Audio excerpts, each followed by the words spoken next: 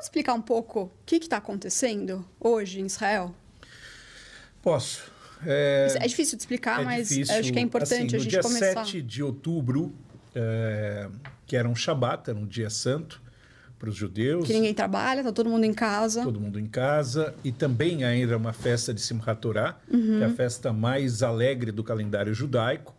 Então é um dia extremamente tranquilo que as pessoas passam com as famílias e estava tendo uma rave grande em Israel, com 5, 6 mil jovens. Houve um ataque surpresa desse grupo terrorista, que é o Hamas, que matou mais de 1.400, 1.500 pessoas no estado. Não só matou, como torturou, como estuprou, como degolou crianças, queimou crianças e casas e pessoas, rasgou mulheres ao meio, crianças. Tudo isso aconteceu. O porquê de acontecer isso? Primeiro, assim, há no Estatuto do Hamas, muito claramente, uma regra de que Israel não deve existir e que todos os judeus têm que ser mortos. Isso está escrito lá. O que é interessante é que as pessoas que acreditam no Hamas acreditam em todas as informações que o Hamas dá, menos na carta deles de fundação. E quando a gente diz na carta de fundação que muito claramente eles não querem a paz, eles não querem 2 estados, para eles só existe um estado, o Estado Islâmico. É erradicar tudo, né? Que é um califado, que não é nem um Estado Islâmico liberal, é um Estado Islâmico religioso, né, ortodoxo. E o papel deles é exterminar todos aqueles que eles chamam de infiéis. Hoje são os judeus, amanhã são os cristãos, e assim sucessivamente. E houve esse ataque que pegou Israel de surpresa, até para nós, aqui estamos longe, aqui foi uma coisa muito inacreditável. Porque o exército de Israel é um dos melhores do mundo, o serviço secreto e inteligência de Israel é uma das melhores do mundo, e acabaram passando por cima disso, e durante algumas horas eles controlaram algumas regiões do sul de Israel, na fronteira com a faixa de Gaza, até que o exército começou a agir e tomar conta da situação. O que é interessante é que essa turma que mora nos kibbutzim, que são essas comunidades agrícolas, geralmente são pessoas pacifistas e de esquerda, porque o kibbutz é um movimento socialista. Então, eles mataram exatamente aqueles que defendem o diálogo e a paz com eles, né? Tanto os jovens que estavam na festa, porque jovem geralmente tem uma visão um pouco mais aberta, inocente do mundo, podemos dizer assim. E os mais velhos que moravam nessas comunidades agrícolas também. E foram pegos de surpresa, e Israel sofreu o maior ataque da sua história. E o povo judeu, depois do Holocausto, sofreu o maior ataque da sua história. E obviamente que Israel não deixou e não vai deixar barato. Israel tem o direito de se defender, como qualquer outro país tem direito de se defender. E aí começou a ação israelense, que num primeiro momento boa parte do mundo apoiou, e hoje já temos pessoas que acham que Israel está exagerando, que Israel... não é legítima defesa, né? Não é legítima defesa. Não é legítima defesa, que está matando muita gente. Só que os próprios palestinos hoje são escudos humanos e reféns do Hamas. Né? Quem mora lá, quem não é do Hamas, é obrigado a seguir o que o Hamas quer, porque senão ele vai ser morto igual. Sim. Em 2007, se não me engano, houve uma eleição lá, onde, quando Israel saiu unilateralmente, eles ganharam o parlamento, mas não tinham o governo, o Hamas, né? Quem tinha era a Fatah, que era a autoridade palestina. E o que o Hamas fez? Fez uma revolução, matou 500 pessoas da autoridade palestina, que são muçulmanos e palestinos como eles, expulsou eles de lá, e desde então montou essa ditadura sanguinária na faixa de Gaza. Muita gente, muitas pessoas do povo palestino, aqui no Brasil, eu estava lendo Twitter, assim, falaram, muçulmanos, etc., falaram que o Hamas, eles não são um governo legítimo, né? E que foi um golpe, etc. E é muito complicado, porque tem gente que ainda defende que são.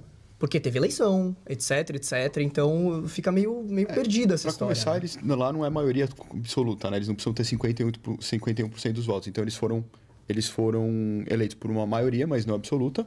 E depois eles deram um golpe e mataram todo mundo, que é praxe de qualquer ditadura, né? E hoje em dia, eles usam as piores técnicas possíveis. Eu acho que, assim, a visão deles, do objetivo, eu acho que até eles podem debater que tem o direito. Mas os métodos que eles estão usando para fazer isso é completamente desumano. A gente voltou à barbárie. Isso é muito ruim, né? E como você pode dialogar com alguém que prega a tua extinção? Sim, eles não querem conversa, eles não querem acordo. tem Tipo, democracia. Foi tentado, Absolutamente nenhum. E tentaram conversar com os caras várias vezes. Várias vezes. com a essa é própria uma das autoridade perguntas palestina. que fizeram se Israel poderia ter conversado de outra forma, é que não tem como De novo, conversar, é né? só ler o estatuto Exatamente. do Hamas. Já teve conversa com a autoridade palestina, Tanto né? que a Cisjordânia hoje é um lugar que tem um nível de vida muito melhor que a faixa de Gaza. Não vou dizer que é perfeito, não é. Também tem problemas, mas muito menos. Sim. Hoje, 300 mil pessoas que vivem na Cisjordânia trabalham em Israel e vivem do trabalho em Israel. Na faixa de Gaza são 18 mil que perderam emprego agora. Sim. Essas 18 mil pessoas não vão ter salário.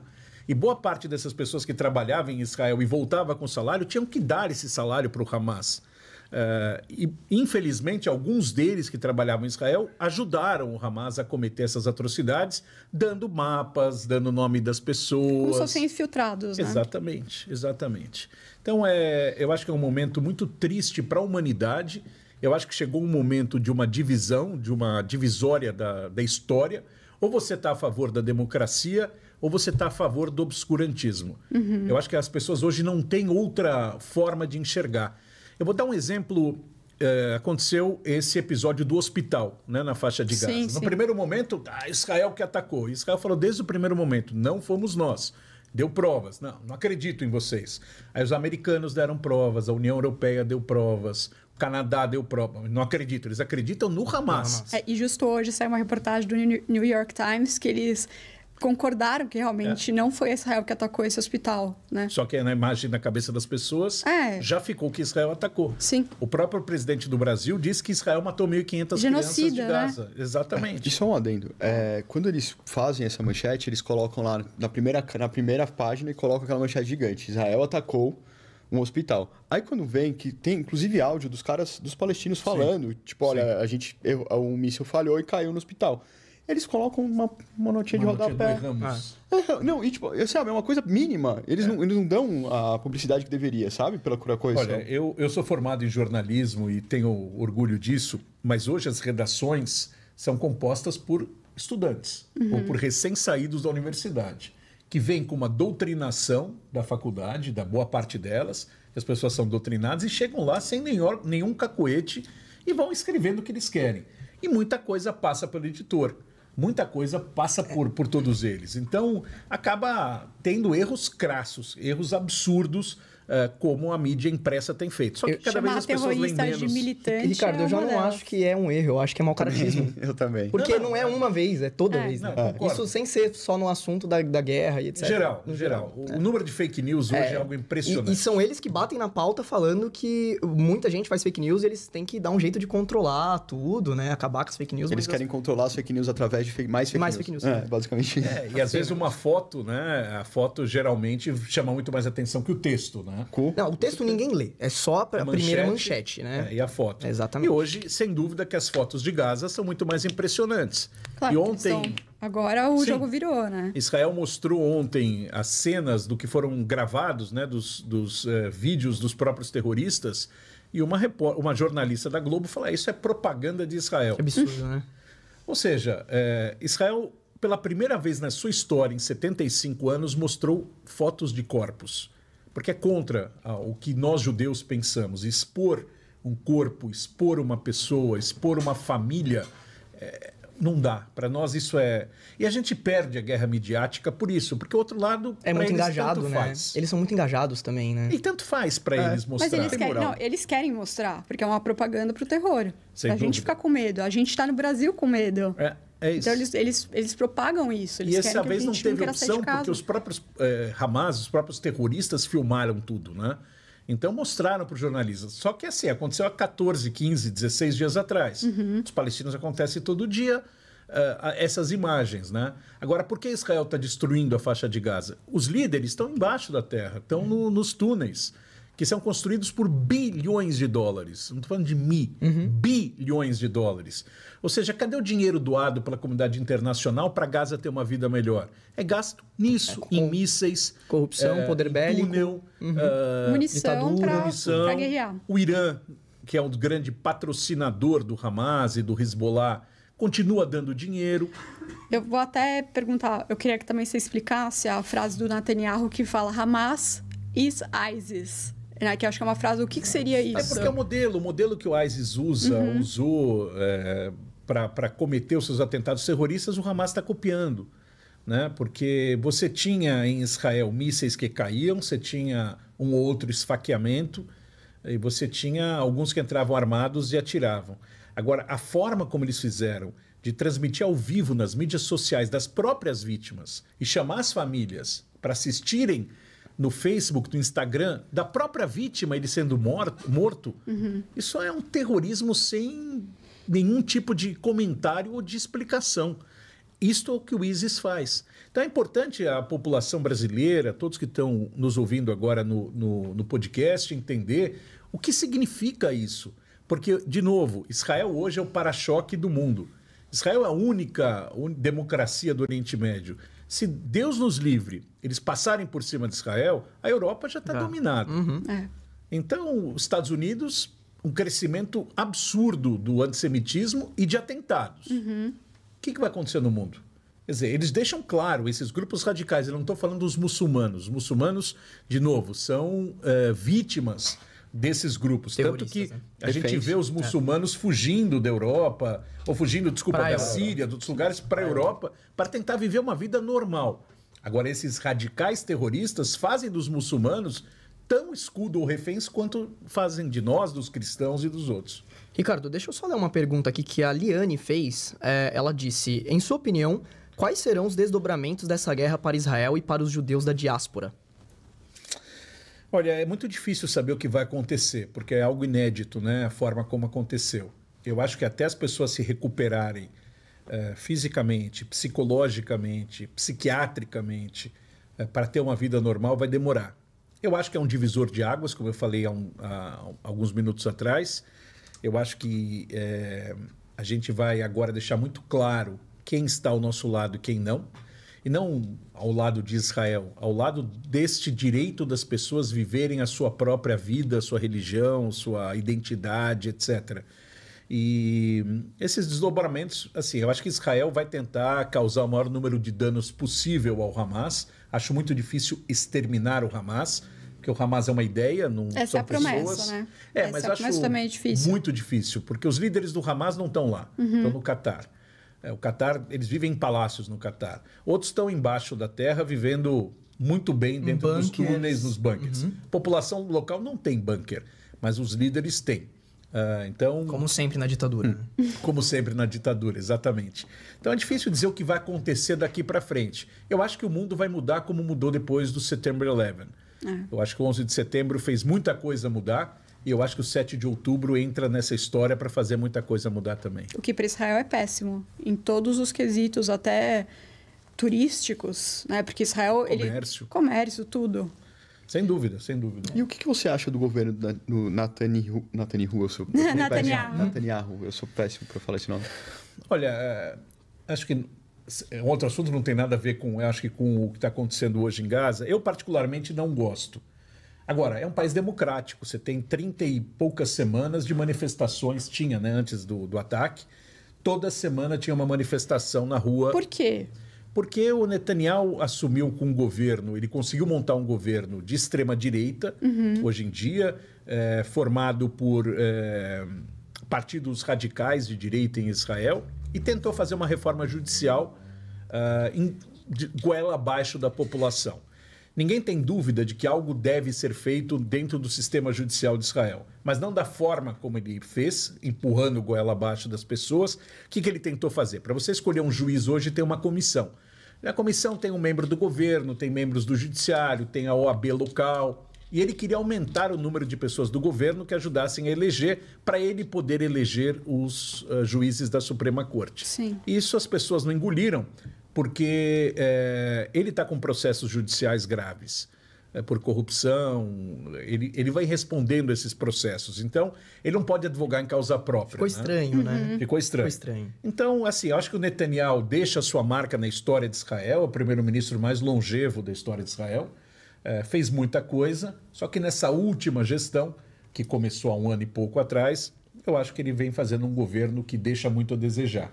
Mas, de novo, independente de quem fosse o primeiro-ministro, o Hamas ia fazer igual. Sim. Hoje a alegação é porque é um governo de extrema-direita. Um ano atrás era um governo de centro. Nada a ver, né? E o ataque era o mesmo. O terrorista não tá nem aí pra política, eles querem saber de Uma vez nós destruição, trouxemos o Shimon Peres ao Brasil, falecido ex-primeiro-ministro, ex-presidente, um homem da paz, ganhou o prêmio Nobel.